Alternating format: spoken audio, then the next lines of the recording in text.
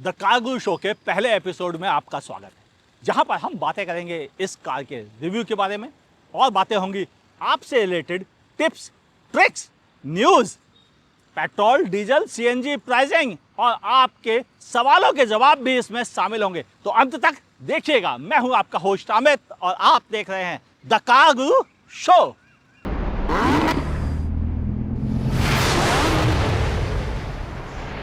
Car गुरु show के पहले episode में ही हम रिव्यू करने वाले हैं टोयोटा कैमरी हाइब्रिड को। आखिर हाइब्रिड में ऐसा क्या है?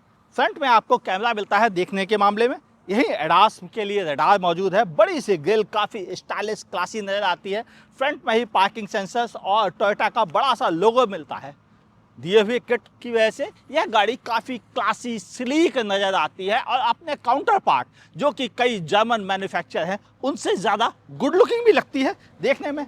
फ्रंट में ही आपको एलईडी हेडलैम्प और फॉग लैम्प भी मिल जाते हैं। साइड में आपको मिलते हैं 18 इंच के अलॉय व्हील्स, साथ ही आपको लो रेजिस्टेंस टायर। यहाँ ORVM में ही इंडिकेटर, ब्लिंकर्स और कैमरा मिल जाता है। आपको यहाँ मिलती है 160 mm की ग्राउंड क्लियरेंस जो इंडियन रोड्स के लिए काफ़ी बेहतर है। फुल लोड होने पर यह 135 पहुँच जाती है। लेकिन मज़े की बात है कि मैं कानपुर जैसे शहर में भी, जहाँ ऊँचे स्पीड ब्रेकर और ख़राब सड़कों के लिए जाना जाता है, ये गाड़ी कहीं भी नहीं छुई। आपको यहाँ डिफॉगर मिलता है, बड़ा सा क्लासी एरिया और ये सी शेप में डिजाइन की हुई टेल लैम्प देखने में काफ़ी स्लीक और क्लासी नज़र आती है। कैमरी की बैजिंग जो एक एक फॉन्ट अलग अलग करके लिख रखा गया है। कैमरा मौजूद है और पार्किंग सेंसर्स भी मौजूद है। यहाँ पर आपको छोटा सा डिफ्यूजन मिलता है। और रही बात बूट स्पेस के बारे में, तो यहाँ पर आपको, हाँ, ये पावर्ड नहीं है मगर यह अच्छे से ओपन हो जाता है अपने वेट डिस्ट्रीब्यूशन की वजह से। भीतर आप इतनी जगह मिलती है कि आप इसमें 3 मीडियम साइज के सूटकेस 2 बैग के साथ कैरी कर सकते हैं। और नीचे आपको एक स्पेयर व्हील भी दे रखा गया है। रियर सीट पे आपको बैठते ही स्पेस का एहसास होगा। यह गाड़ी वेलकम फीचर्स के साथ आती है, यानी ड्राइविंग सीट पर अगर कोई नहीं बैठा है तो यह सीट फुल्ली बैकवर्ड ऑटोमेटिकली हो जाती है। उसके बाद भी यहाँ पर बहुत अच्छा नी रूम, बहुत अच्छा लेग रूम मिलता है। AC के वेंट यहाँ पर दे रखे गए, जबकि उसके कंट्रोल्स यहाँ पर मौजूद है जिनसे आप टेम्परेचर भी अपने मन का सेट कर सकते हैं। इसके अलावा आप यहाँ से वॉल्यूम कंट्रोल भी इसका हैंडल कर सकते हैं। यानी आपको बहुत सारे ऑप्शंस यहीं पर देखने को मिल जाते हैं। और आपको पीछे कर्टन को भी कंट्रोल करने का ऑप्शन एक यहाँ पर भी दे रखा गया है, बिल्कुल वैसे ही जैसा एक आगे भी मौजूद है। जबकि एक मज़े की चीज़ और है, वो ये कि आप यहीं से अपना बूट भी एक्सेस कर सकते हैं। यानी फीचर्स की कोई कमी नहीं है रियर सीट पे। और प्राइवेसी कर्टन तो ऐसी प्रीमियम कार में होना ही चाहिए था। टोयोटा कैमरी पहले quality interior, soft touch material, 12.25 inch का touch screen infotainment, wireless Android auto, बढ़िया मक्खन जैसा। यहाँ पर भी आपको डिजिटल इंस्ट्रूमेंट क्लस्टर मिलता है जिसपे चाहे फ्लो मीटर हो, कोई भी हो, सारी इन्फॉर्मेशन आपको मिलती है। EV मोड की भी सामने HUD डिस्प्ले पर भी आपको इन्फॉर्मेशन मिलती है। Visuality top class, 9 out of 10, कोई कंप्लेन नहीं। इवन सीट्स बहुत कंफर्टेबल, बहुत बॉडी हगिंग है। इसके अलावा इस पर वेंटिलेशन सीट का भी ऑप्शन उपलब्ध है, यानी 9 आउट ऑफ 10। ऊपर से मेमोरी फंक्शंस भी तो आपको मिल जाते हैं इन सीटों के साथ में। डुअल जोन क्लाइमेट कंट्रोल आगे, एक जोन आपको पीछे मिल जाता है।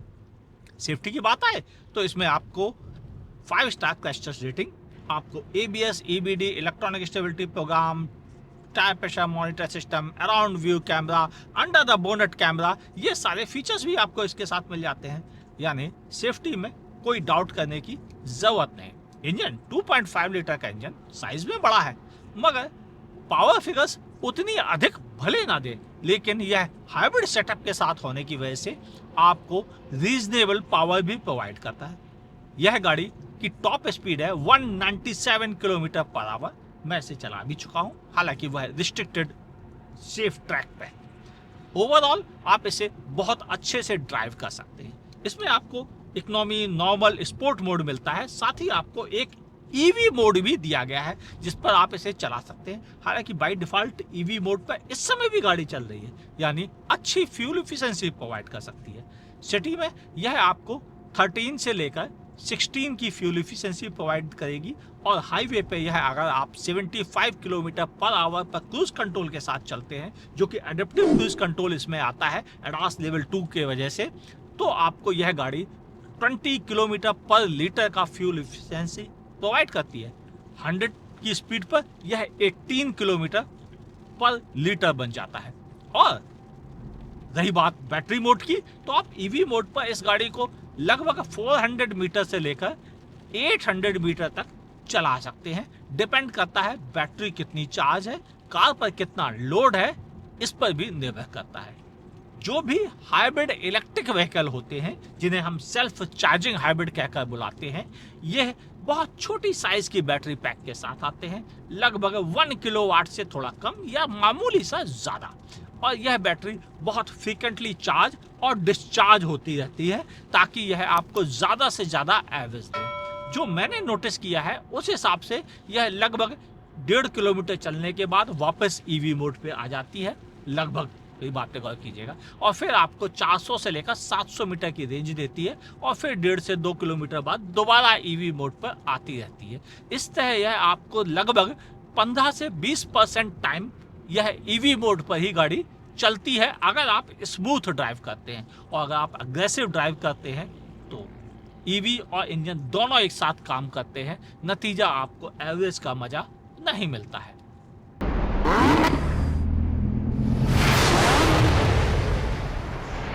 बढ़ते हैं न्यूज सेक्शन की तरफ, जहां पर किया मोटर्स की तरफ से सबसे बड़ी खबर आ रही है कि वह अपनी कारेंस क्लाविस का इलेक्ट्रिक वर्जन लॉन्च करने जा रहा है 15 जुलाई को। और अनुमान है कि यह गाड़ी लगभग 400 किलोमीटर की प्रैक्टिकल रेंज प्रोवाइड करेगी।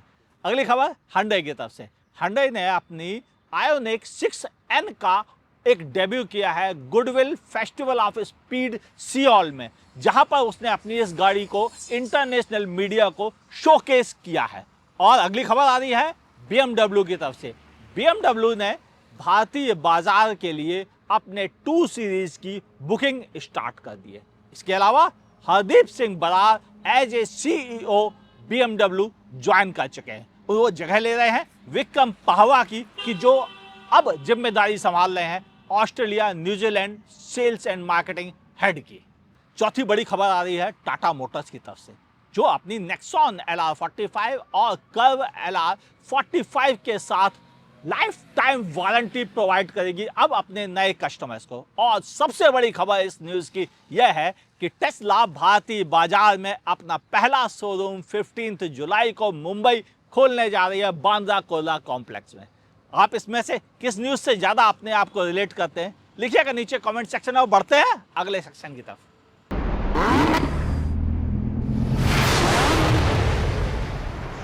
अपने शो में हम अगले पड़ाव पे आ गए, जहां पर हम आपसे बात करेंगे कार रिलेटेड टिप्स और केयर के बारे में।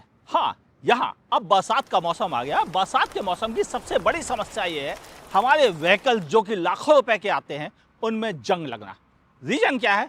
जहां भी पानी छुएगा बॉडी को जंग लगेगा। सबसे अच्छा तरीका, अपनी कार को नीट एंड क्लीन वॉश करें जब भी आप लंबी जर्नी से आए, जिसमें कि कार पर गंदगी चिपक जाती है। स्पेशली जब कीचड़ चिपकता है तो उसके साथ साथ पानी भी लगता है और वह कार के स्टील पार्ट्स में जंग लगने का सबसे बड़ा कारण होता है।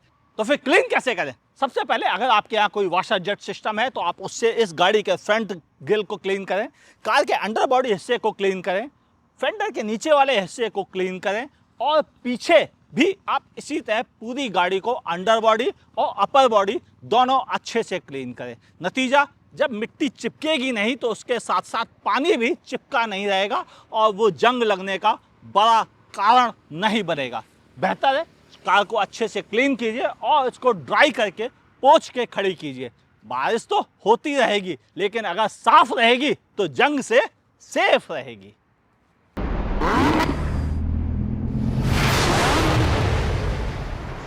कारगुरु शो के अगले चैप्टर में हम बातें करेंगे Q&A, यानी आपके सवाल होंगे और कारगुरु के जवाब होंगे। और पहला सवाल आप में से पूछा है कमल मीणा ने। लिखते हैं, निसान मैग्नाइट टर्बो खरीदूं या नॉन टर्बो? अभी अभी ड्राइविंग सीखना शुरू किया है ड्राइविंग स्कूल से। देखिए कमल जी, मेरी पर्सनल आपको सलाह रहेगी कि आप अगर ड्राइविंग शुरू कर रहे हैं तो आपको मैनुअल तो खरीदनी ही नहीं चाहिए, आपको खरीदनी चाहिए ऑटोमेटिक।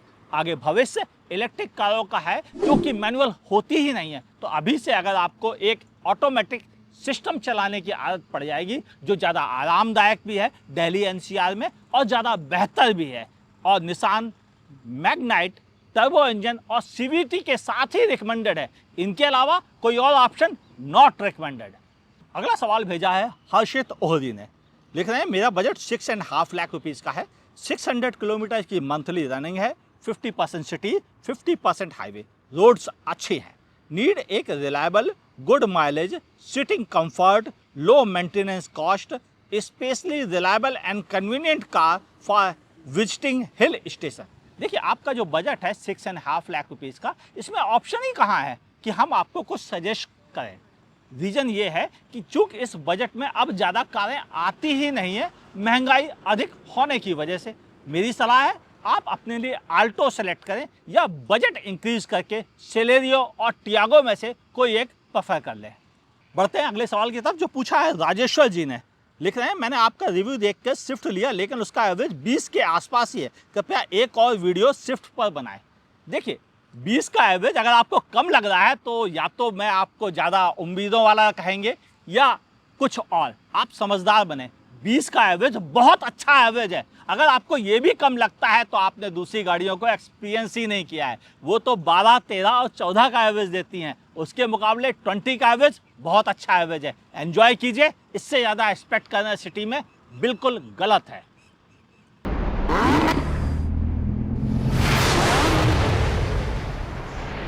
कारगुल शो के एक एक्साइटिंग पॉइंट पर आ गए जहां हम आपके साथ शेयर करेंगे इंडिया में पेट्रोल, डीजल और सीएनजी की प्राइसिंग आपके साथ। सबसे पहले दिल्ली में पेट्रोल की प्राइस है 94 रुपीज़ 77 पैसा, डीजल की प्राइसिंग है 87 रुपीज़ 67 पैसा और सीएनजी की प्राइसिंग है 76 रुपीज़ 10 पैसे। मुंबई में 100 रुपीज़ 3 पैसे पेट्रोल है और डीजल की प्राइसिंग है 90 रुपीज़ और सीएनजी की प्राइसिंग है 77 रुपीज़ पर किलोग्राम।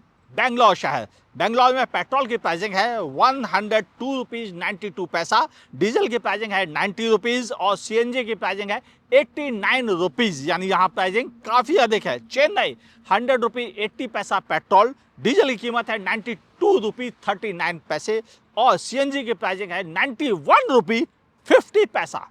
बढ़ते हैं पुणे शहर की तरफ। पुणे में पेट्रोल की प्राइसिंग है 104 रुपीज़ 32 पैसे, जबकि डीजल की प्राइसिंग है 90 रुपीज़ और सीएनजी की प्राइसिंग है 92 रुपीज़ पर किलोग्राम। और अहमदाबाद शहर में पेट्रोल की प्राइसिंग है 94 रुपीज़ 50 पैसा, डीजल की प्राइसिंग है 90 रुपीज़ और सीएनजी की प्राइसिंग है 83 रुपीज़ 40 पैसे।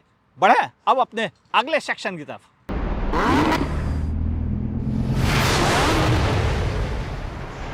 अब बढ़ते हैं अगले सेक्शन की तरफ जहां हम बात करेंगे टिप्स, ट्रिक्स और हैक्स के बारे में। तो आज एक छोटा हैक आपको देता हूं, कार के डिफरेंट ड्राइव मोड कैसे काम करते हैं। यह कार स्पेशल है क्योंकि यह है हाइब्रिड इलेक्ट्रिक व्हीकल और इसमें इस वजह से economy mode, normal mode, sport mode के अलावा एक ईवी मोड भी मिलता है। पहले बात करते हैं ईवी मोड की। ईवी मोड में यह गाड़ी केवल इलेक्ट्रिक मोड में चलती है।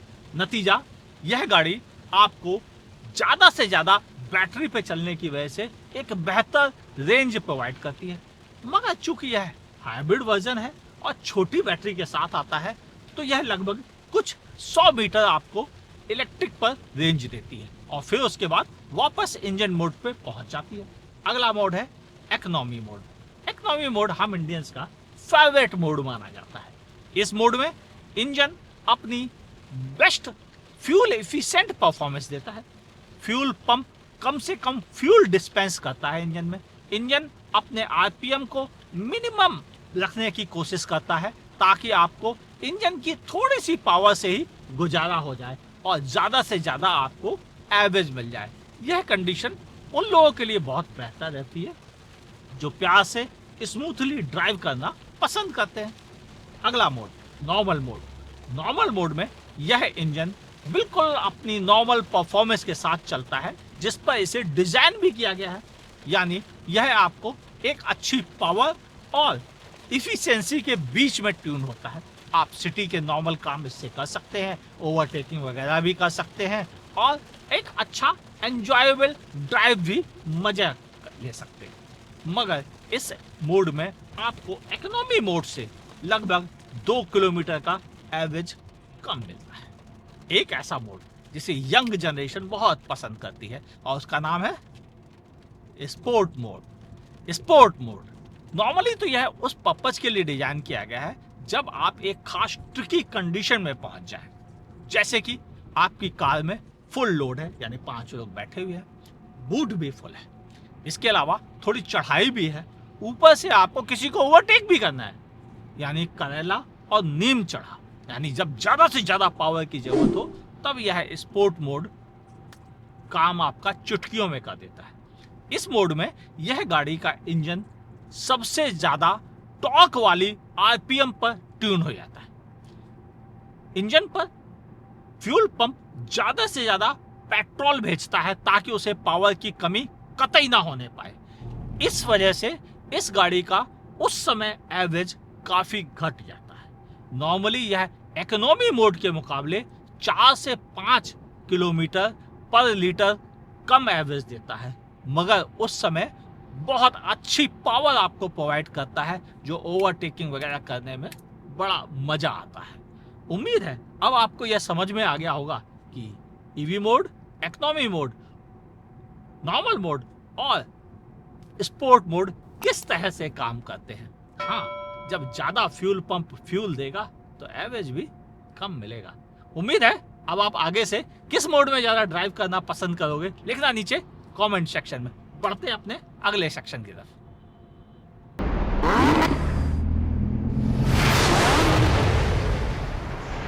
आपको हमारा कार गुरु शो का पहला एपिसोड कैसा लगा लिखिएगा नीचे कमेंट सेक्शन में। आप क्या क्या चीजें और शामिल कराना चाहते हैं इस वीडियो में, इस शो में, वो भी लिखना ना भूलिएगा। ऐसे ही बेहतरीन इंफॉर्मेशन के लिए फॉलो कीजिए आस्क कार गुरु को।